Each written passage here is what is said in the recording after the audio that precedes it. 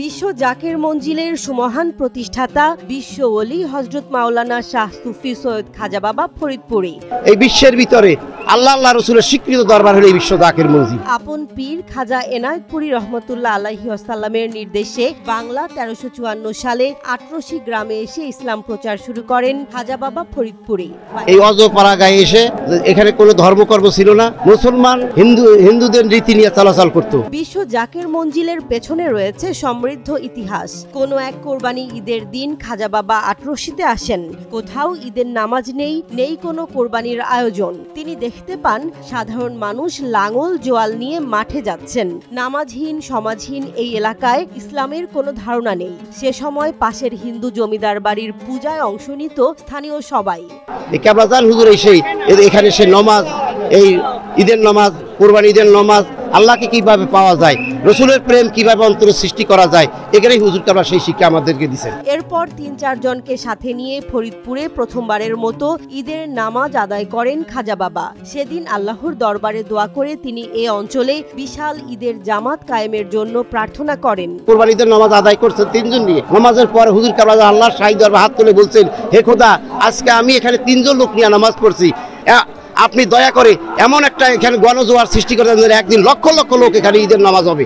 সেটাই এখন এখানে হাজির। খাজা বাবার মোনাজাত কবুল হয়। ফরিদপুরের আটরশি গ্রামে প্রতিষ্ঠিত হয় বিশ্ব জাকের মঞ্জিল। বর্তমানে এখানে লাখ লাখ মুসল্লি ঈদ জামাতে নামাজ পড়েন। কোরবানি হয় হাজার হাজার। বিশ্বের দ্বিতীয় কোরবানি হয় বিশ্ব জাকের মঞ্জিলে। কোরবানিতে এত বড় পৃথিবীর এই মিনার পর আর কোথাও এত বড় কোরবানি এখানে হয় না। 1354 সালে প্রতিষ্ঠিত জাকের ক্যাম্প থেকে ধুমধামে তরিকা প্রচারের কাজ চলতে থাকে। ছনের ছাউনি আর বেড়ার বেষ্টনী দেয়া ক্যাম্পে আগন্তুকদের ভিড় বাড়তে থাকে। সারা দেশ থেকে মানুষ আসে, শান্তির শিক্ষা নিতে আসে দেশের বাইরে থেকেও। তাদেরকে সত্য তরিকায় দীক্ষিত করে খোদা প্রাপ্তির তালিম দিতে থাকেন খাজা বাবা। এভাবে প্রচার কার্য দ্রুত গতিতে চলতে থাকে। 60-এর দশকে যখন আটরশি হুজুর কথা বলতেন তখন ফরিদপুরবাসী শুনতো।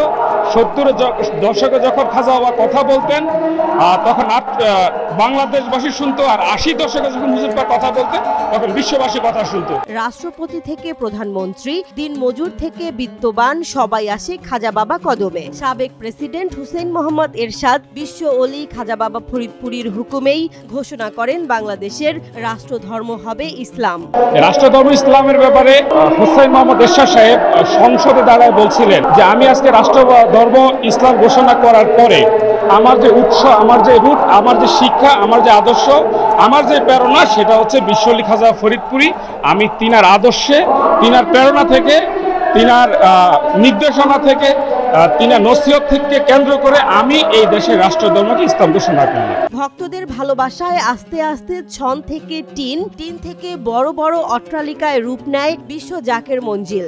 আজকের জাকের মঞ্জিল দেখতে রীতিমতো সুসজ্জিত এক শহরের মতো। বিশ্ব জাকের মঞ্জিলে যেই শান-শৌকত দেখতেছেন এটা আসলে একদিনে হয় নাই, সেটা লাস্ট 72 ইয়ার্সের ফসল।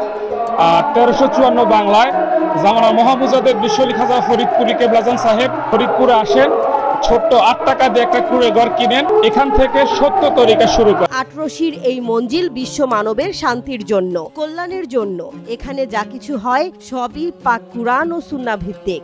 এখানে এসে তারা এই হেদায়েতে প্রাপ্ত হবে, এটাই একমাত্র সত্যের পথ। বর্তমানে বিশ্ব জাকের মঞ্জিল পরিচালনা করেন বিশ্ব ওলি খাজা বাবা ফরিদপুরি সাহেবের আধ্যাত্মিক উত্তরাধিকারী ও তার স্থলাভিষিক্ত পীরজাদা আলহাজ হযরত খাজা মাহফুজুল হক মুজাদ্দেদি। আমাদেরকে হুজুর কেবলা যত ওজিফা কালাম দিচ্ছেন, যার শিক্ষা দিচ্ছেন, তার মাধ্যমে হুজুর কেবলা লক্ষ লক্ষ মুরিদানের দিল এখন সালিন হয়ে গেছে, তাদের আত্মা পরিষ্কার হয়ে গেছে।